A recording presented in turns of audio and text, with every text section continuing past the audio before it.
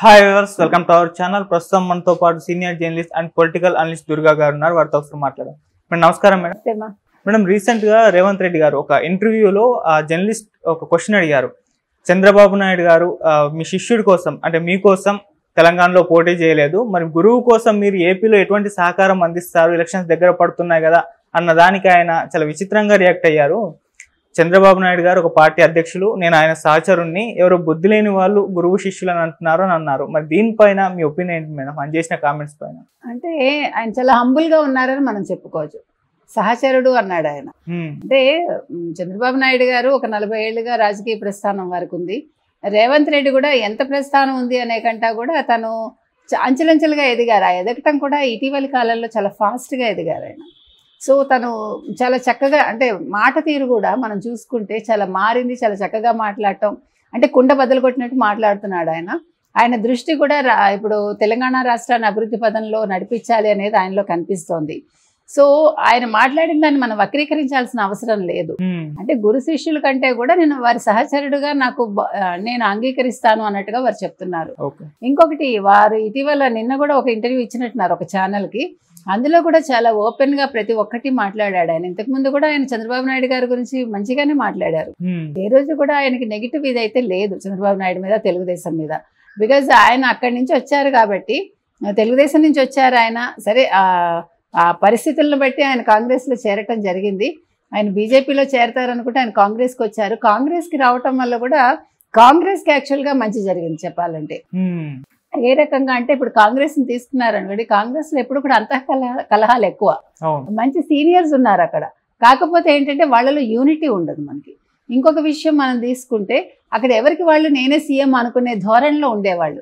అటువంటి కాంగ్రెస్లో ఈయన చెప్పాలంటే మడమ తిప్పను అన్నది యాక్చువల్గా ఈయన చేశాడు, రేవంత్ రెడ్డి చేశాడు ఆ పని చంద్రబాబు నాయుడు గారి తర్వాత చేసి ఒక కాంగ్రెస్కి జవజీవాలు తీసుకొచ్చి, కాంగ్రెస్కి 65 సీట్లు తీసుకొచ్చి ఈరోజు తీసుకురావటమే కాకుండా తను చాలా ఒద్దికగా, అంటే చాలా తను తగ్గించుకుని సీనియర్స్ అందరినీ కలుపుకుంటూ ఎక్కడ కూడా ఎవరిని నొప్పించకుండా నన్ను అడిగితే తను చాలా చక్కగా ఆయన పరిపాలన కొనసాగిస్తున్నారు.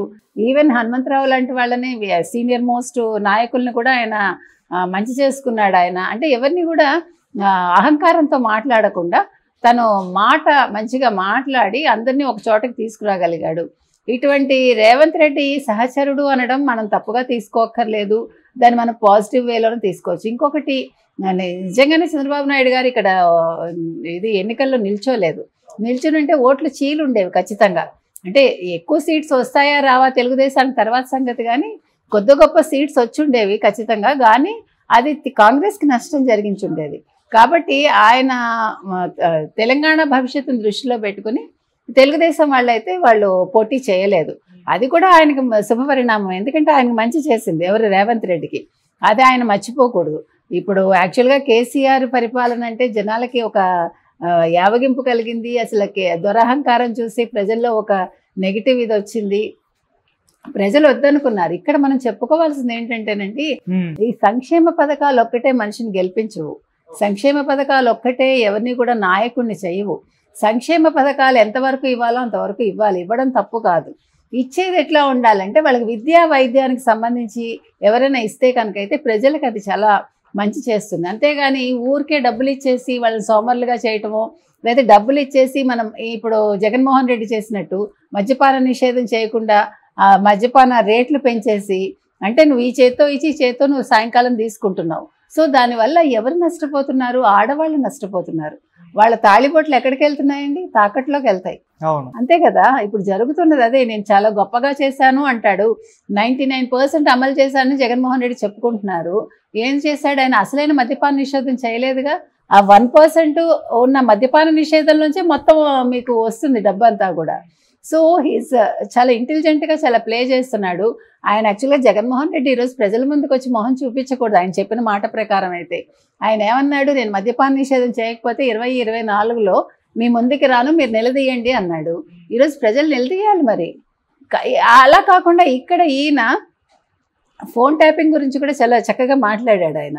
ఏం చెప్పారంటే, నేను 7వ తారీఖు తర్వాత దాని మీద దృష్టి పెడతానన్నాడు ఆయన. రైతు బంధు ఏదైతే ఉందో అది కూడా ఎన్నికలు కూడా అయిపోయాక నేను అమలు చేస్తా అన్నాడు. మరి అప్పుడు హరీష్ రావు రిజైన్ చేస్తాడో మనం వెయిట్ చేసి చూడాలి. Right madam. మేడం ఇప్పుడు అంటే రేవంత్ రెడ్డి గారు అయితే సమాధానం చెప్పలేదు. మరి ఏపీలో చంద్రబాబు నాయుడు గారికి మీ సహకారం ఉంటుందా లేదా అన్నదానికి మరి మీ ఒపీనియన్ ఉంటుందంటారా ఉండదంటారా మేడం? ఏమండి ఇవన్నీ ప్రత్యక్షంగా చెప్పరు వీళ్ళు, పరోక్షంగా డెఫినెట్ గా ఉంటాయి. అంటే ఇప్పుడు ఆయన మాట్లాడలేదని మనం అనంగీకారంగా అనుకోకర్లేదు. మౌనం ఎప్పుడు కూడా అంగీకారంగానే తీసుకోవచ్చు.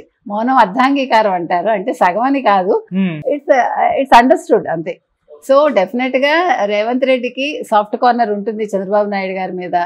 ఆ రోజు కూడా అత్యుత్సాహంతో ఆయన ఏదో చేశారు, దాని మీద అనవసరంగా ఇరుక్కున్నాడు ఆయన. సో అది కేసీఆర్ కూడా కక్షపూరితంగా ఆ రోజు వ్యవహరించారు. వాటన్నిటికీ ఆయన ఇప్పుడు బదులు చెప్పుకుంటారు అనుకోండి, అది వేరే విషయం. కానీ ఏ రకంగా చూసుకున్నా కూడా రేవంత్ రెడ్డి గారికి చంద్రబాబు నాయుడు గారి అంటే ఒక గౌరవం ఉంది. ఇప్పుడు ఎవరు చెప్పినా కూడా హైదరాబాద్ ఈ రకంగా ఉండటానికి చంద్రబాబు నాయుడు గారి కృషి అనేది ప్రతి వాళ్ళు ఒప్పుకుంటారు. సో రేవంత్ రెడ్డి గారికి తప్పకుండా చంద్రబాబు నాయుడు గారి మీద సంపూర్ణ విశ్వాసం ఉంది, అభిమానం ఉంది. ఈవెన్ హనుమంతరావు లాంటి వాళ్ళని సీనియర్ మోస్ట్ నాయకుల్ని కూడా ఆయన మంచి చేసుకున్నాడు. ఆయన అంటే ఎవరిని కూడా అహంకారంతో మాట్లాడకుండా తను మంచిగా మాట్లాడి అందరినీ ఒక చోటకి తీసుకురాగలిగాడు. ఇటువంటి రేవంత్ రెడ్డి సహచరుడు అనడం మనం తప్పుగా తీసుకోక్కర్లేదు, దాన్ని మనం పాజిటివ్ వేలోనే తీసుకోవచ్చు. ఇంకొకటి, నిజంగానే చంద్రబాబు నాయుడు గారు ఇక్కడ ఎన్నికల్లో నిల్చునుంటే ఓట్లు చీలుండేవి ఖచ్చితంగా. అంటే ఎక్కువ సీట్స్ వస్తాయా రావా తెలుగుదేశానికి తర్వాత సంగతి, కానీ కొద్ది గొప్ప సీట్స్ వచ్చుండేవి ఖచ్చితంగా. కానీ అది కాంగ్రెస్కి నష్టం జరిగించుండేది. కాబట్టి ఆయన తెలంగాణ భవిష్యత్తును దృష్టిలో పెట్టుకుని తెలుగుదేశం వాళ్ళు పోటీ చేయలేదు. అది కూడా ఆయనకు శుభపరిణామం, ఎందుకంటే ఆయనకు మంచి చేసింది ఎవరు, రేవంత్ రెడ్డికి. అది ఆయన మర్చిపోకూడదు. ఇప్పుడు యాక్చువల్గా కేసీఆర్ పరిపాలన అంటే జనాలకి ఒక యావగింపు కలిగింది. అసలు దురహంకారం చూసి ప్రజల్లో ఒక నెగిటివ్ ఇది వచ్చింది, ప్రజలు వద్దనుకున్నారు. ఇక్కడ మనం చెప్పుకోవాల్సింది ఏంటంటేనండి, ఈ సంక్షేమ పథకాలు ఒక్కటే మనిషిని గెలిపించవు, సంక్షేమ పథకాలు ఒక్కటే ఎవరిని కూడా నాయకుడిని చేయవు. సంక్షేమ పథకాలు ఎంతవరకు ఇవ్వాలో అంతవరకు ఇవ్వాలి, ఇవ్వడం తప్పు కాదు.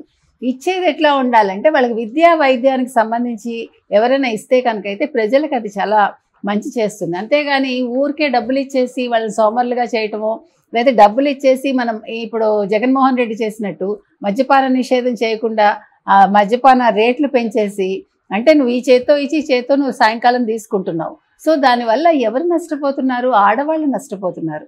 వాళ్ళ తాళిబొట్లు ఎక్కడికి వెళ్తున్నాయండి, తాకట్లోకి వెళ్తాయి. ఏం చేశాడు ఆయన, అసలైన మద్యపాన నిషేధం చేయలేదుగా. ఆ 1% ఉన్న మద్యపాన నిషేధం నుంచే మొత్తం మీకు వస్తుంది డబ్బంతా కూడా.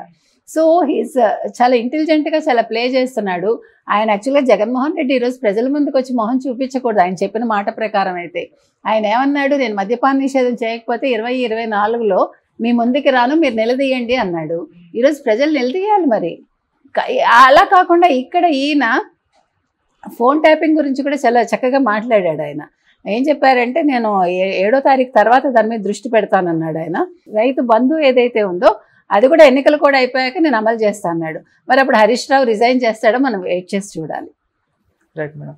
మేడం ఇప్పుడు అంటే రేవంత్ రెడ్డి గారు అయితే సమాధానం చెప్పలేదు. మరి ఏపీలో చంద్రబాబు నాయుడు గారికి మీ సహకారం ఉంటుందా లేదా అన్నదానికి మరి మీ ఒపీనియన్ ఉంటుందంటారా ఉండదంటారా మేడం? ఏమండి ఇవన్నీ ప్రత్యక్షంగా చెప్పరు వీళ్ళు, పరోక్షంగా డెఫినెట్ గా ఉంటాయి. అంటే ఇప్పుడు ఆయన మాట్లాడలేదని మనం అనంగీకారంగా అనుకోకర్లేదు. మౌనం ఎప్పుడు కూడా అంగీకారంగానే తీసుకోవచ్చు. మౌనం అర్ధాంగీకారం అంటారు, అంటే సగం అని కాదు, ఇట్స్ అండర్స్టూడ్ అంతే. సో డెఫినెట్ గా రేవంత్ రెడ్డికి సాఫ్ట్ కార్నర్ ఉంటుంది చంద్రబాబు నాయుడు గారి మీద. ఆ రోజు కూడా అత్యుత్సాహంతో ఆయన ఏదో చేశారు, దాని మీద అనవసరంగా ఇరుక్కున్నాడు ఆయన. సో అది కేసీఆర్ కూడా కక్షపూరితంగా ఆ రోజు వ్యవహరించారు. వాటన్నిటికీ ఆయన ఇప్పుడు బదులు చెప్పుకుంటారు అనుకోండి, అది వేరే విషయం. కానీ ఏ రకంగా చూసుకున్నా కూడా రేవంత్ రెడ్డి గారికి చంద్రబాబు నాయుడు గారి అంటే ఒక గౌరవం ఉంది. ఇప్పుడు ఎవరు చెప్పినా కూడా హైదరాబాద్ ఈ రకంగా ఉండటానికి చంద్రబాబు నాయుడు గారి కృషి అనేది ప్రతి వాళ్ళు ఒప్పుకుంటారు. సో రేవంత్ రెడ్డి గారికి తప్పకుండా చంద్రబాబు నాయుడు గారి మీద సంపూర్ణ విశ్వాసం ఉంది, అభిమానం ఉంది. Okay madam, thank you so much.